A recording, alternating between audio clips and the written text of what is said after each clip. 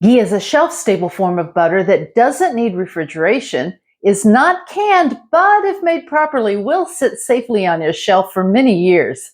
Today we'll be making ghee two ways, the traditional stovetop method and in the crockpot, to compare which way is best. I washed 12 half-pint jars earlier and I need them to be completely dry before filling them with ghee. So I put 6 jars on a cookie sheet, then placed it in a cold oven and set the temperature for 250 degrees Fahrenheit. Do not put cold jars into a hot oven or you risk breaking them. These jars are still warm from the dishwasher, but I'm not risking it. Jars are expensive. Leave the jars in the hot oven until the ghee is done and you're ready to fill them.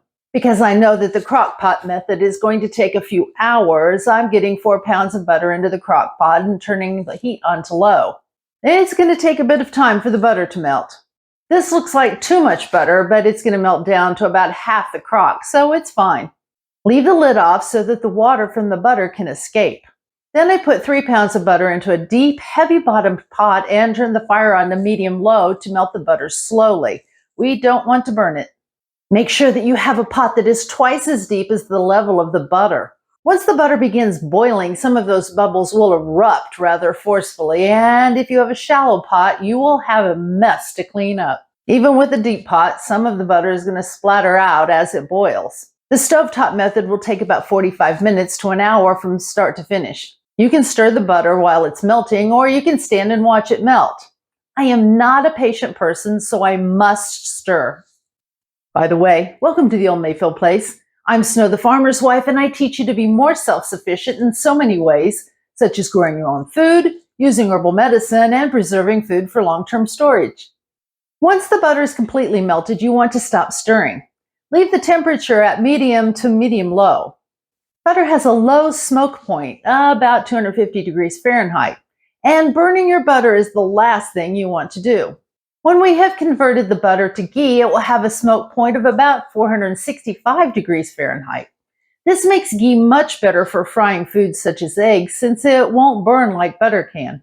As the butter begins to boil, it starts producing a foam on the top. This mixture of milk solids includes proteins and sugars, and this is what needs to be removed from the butter to produce ghee. Meanwhile, back at the crockpot. Let this continue to foam on medium-low heat until the bubbles become larger and push the foam to the sides. Once the bubbles become large, turn the heat up just a bit, maybe to medium. Do you see those big bubbles? Watch out for them because they will get you. You should notice that the liquid is becoming clear, and in order to see the bottom of the pot, you can carefully skim off some of the foam with a small strainer. You don't have to get it all because at the end of the process, we will be straining the liquid through a cloth and it will catch the solids. Continue to boil until the liquid turns from a cloudy yellow to a clear yellow. To check to see if the solids are beginning to brown, you can tip the pot up carefully to see them at the bottom of the pot. Do not walk away from the pot. You need to watch these solids as they turn brown, but don't let them get too brown. This can quickly go from caramelized to burned. Meanwhile, back at the crockpot. Line a fine mesh sieve with 3 or 4 layers of cheesecloth or a tea towel. This cloth must be completely dry. Once you have caramelization on the bottom of the pot, remove it from the heat and pour your ghee through the cloth to remove all the solids from your product. Take the jars from the oven, but leave them on the cookie sheet. It will help contain the mess if you spill some of the ghee while transferring it to the jars. Carefully pour the liquid into half-pint jars, leaving 1/4 to 1/2 inch headspace. Wipe the rims with vinegar, apply the lids, and tighten the rings. The jars will start sealing as they cool to room temperature, but the ghee is not canned. Bacteria do not grow in fat, so it is safe to store in a cool, dark place. But this is not canned like we water bath, steam, or pressure can. And the jars don't have to seal to be safe for long-term storage. Just make sure that they have an airtight seal. Heat, air, and light are the enemies of fat, so store your ghee in a cool, dark place and it can keep for many years, if you don't use it up first. You can use ghee in the same way you use butter, but it won't take up space in your refrigerator or freezer. Not only will making your own ghee save you freezer space, it will save you money. Our store had butter on sale for $3.29 a pound last week, so we bought the limit. They also had ghee and the regular price was $8.59. By making my own, I save $5.30. I could buy another pound and a half of butter for that. So the stove method took about 45 minutes from start to finish, and we're still waiting for the butter in the crock pot to completely melt. The process for making ghee in the crock pot is about the same for making it on the stovetop, but much slower and less intense. The foam will form, but it takes longer. The butter will boil, but with less intensity, so less splatter. Eventually, you will get a layer of thick foam on the top of the oil layer that will start browning on the edges.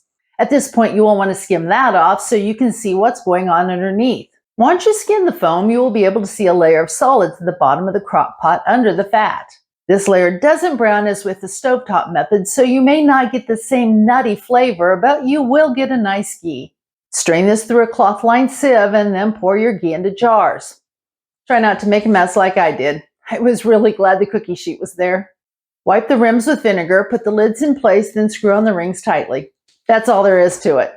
Now I have 12 half pints of ghee out of 7 pounds of butter. So what are the pros and cons of each method? The pros from the stovetop method include it's fairly quick. From the moment you start, you can be done in about 45 minutes. And you can get a nice browning on the bottom of the pan to get that nutty ghee flavor you are looking for. And it's easy. The only con I really have is you have to babysit the pot the entire time so you don't burn your ghee. The pros for the crockpot method are it's very easy. You put your butter in the pot, turn it to low, and walk away. The crockpot does the entire job for you, and you can go do other things while it does. One con is that it takes a long time. From the time I put the butter into the crock pot until I was pouring it into the jars took about 5 hours. But in the meantime, I did a load of laundry and helped the farmer outside with a couple of projects, so I feel like I was making good use of my time. However, the crock pot didn't brown the milk solids as much as I would have liked, although the ghee still has a good flavor. I have seen processes that call for letting the crock pot go overnight to get the browning done, so I might try that the next time. Basically, it boils down to, do you want to get it over quickly with the stovetop method, or do you want to be able to do other things while you wait for the crock pot method? Thank you for stopping by the Old Mayfield place today. Stay healthy. Which of these methods do you think will work best for you? And have a blessed week.